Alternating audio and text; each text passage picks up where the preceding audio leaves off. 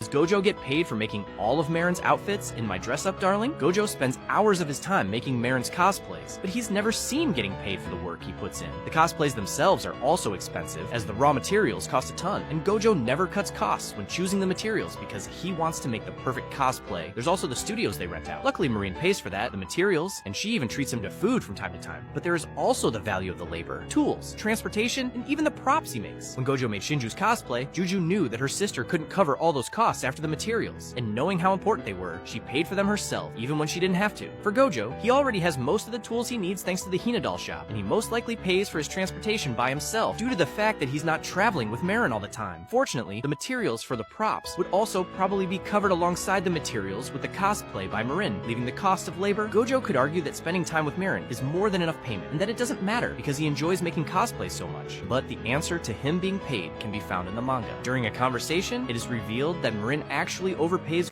What is Meliodas' true magic form in the 7 Deadly Sins? It is Meliodas' most powerful form, but the truth of what it is remains a mystery. Unfortunately, the form was only seen for a limited period of time before it was taken away, and it will most likely never be seen again. The form looks remarkably similar to the form the Demon King had when he took over Meliodas' body, except in this form, Meliodas is in control. This hints at the form being the manifestation of the Demon King, like power Meliodas has, known as his true magic. This power is stronger than both the Demon King and Supreme Deity, to the point where he was able to break his and Elizabeth's curse using this form. It allows him to use more power than he was ever able to before, but it came at a cost. The power was so strong that Meliodas couldn't coexist with mortal life for more than a day, so he would be forced to forever live in Purgatory or the Demon Realm, but he managed to get around it by making the ultimate sacrifice, and it's the reason the form will never be seen again. He destroyed the 10 commandments that were left behind after the Demon King's defeat, but it came at the cost of his true magic.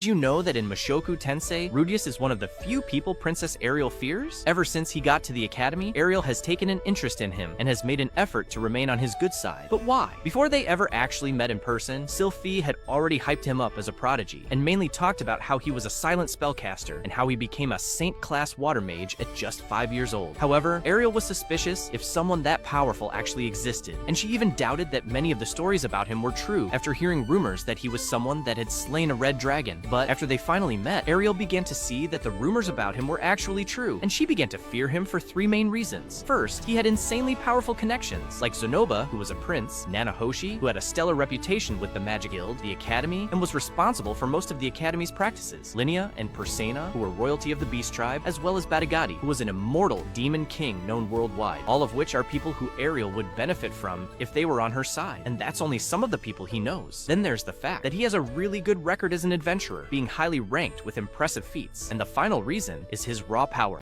Did you know that in the 7 Deadly Sins, Meliodas' and Elizabeth's personalities were originally supposed to be drastically different? Before the official 7 Deadly Sins manga was released, there was a one-shot chapter for it that covered Elizabeth meeting Meliodas. This chapter would have a similar plot to the one shown in the story, but it would also have some major differences. Some of these differences would be the absence of Hawk and Hawk's mom, Meliodas having a giant sword, and Meliodas actually being able to cook. However, one of the most notable differences would be how different Meliodas' and Elizabeth's personalities are in the one-shot compared to the actual series. In fact, their personalities would be almost the opposite of what they were in the official series, as Meliodas would be very shy and sometimes frightened, and he would be especially shy around Elizabeth, while Elizabeth would have a very outgoing, bold, and energetic personality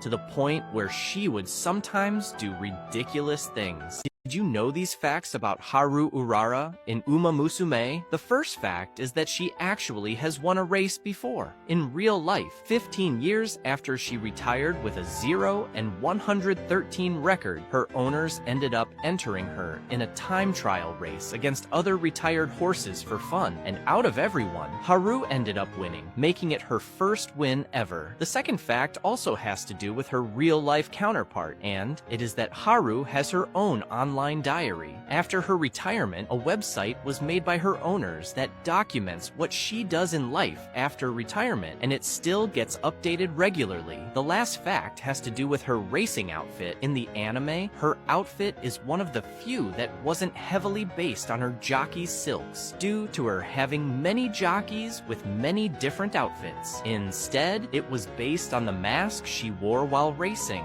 and bandages were also added to represent the many races she ran despite never winning.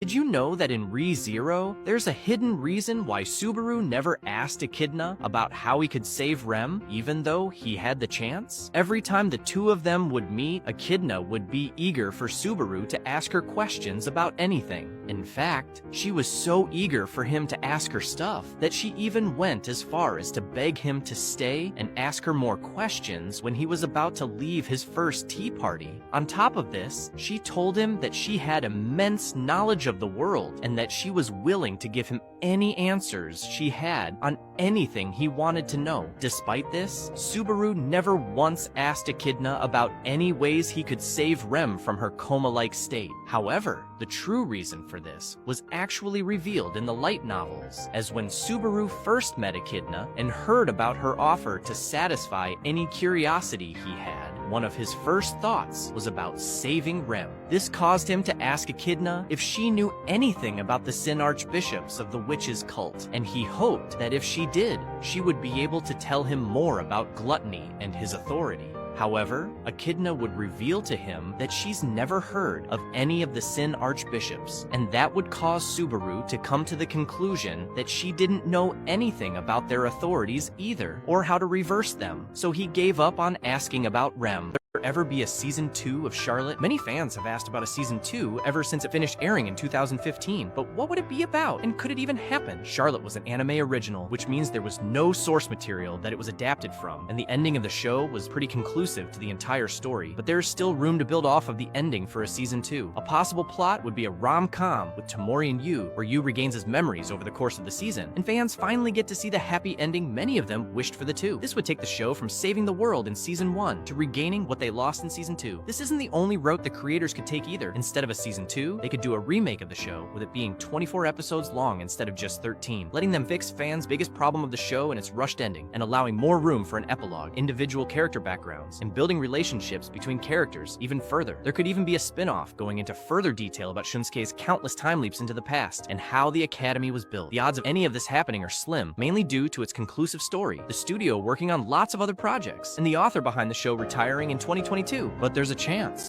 Is Arisu in love with Ayana Koji in Classroom of the Elite? She's been interested in him ever since she saw him in the White Room, but is it love or something even more complex? I think it's kind of a hard question to answer because her whole reason for even challenging Ayana Koji in a special exam was to prove her philosophy that geniuses are born and not made. And if she could beat the White Room's masterpiece, she would effectively prove that. So by default, he was already in a special place because he was the only one that could help her get what she wanted, even if it wasn't out of love. However, Arisu is also a person who enjoys situations she finds interesting, and every interaction she's had with Ayana Koji she's found interesting and thoroughly enjoyed them. So much so that it got to the point that she couldn't sleep the night she was about to face off against him in the special exam. And even during the exam, her heart was racing from being in the same room as him, and she couldn't help but steal glances at him and feel attracted to him. Afterwards, she even called the special exam her best memory because of the time she got to spend with Ayana Koji and how much she was challenged. So there clearly is an attraction to Ayana Koji, most likely made out of the fact that his genius is able to actually challenge her own and make situations interesting for her in a way nobody else's can. On top of the fact that she now acknowledges and even admires his skills, which shows that he clearly has a special place in her heart.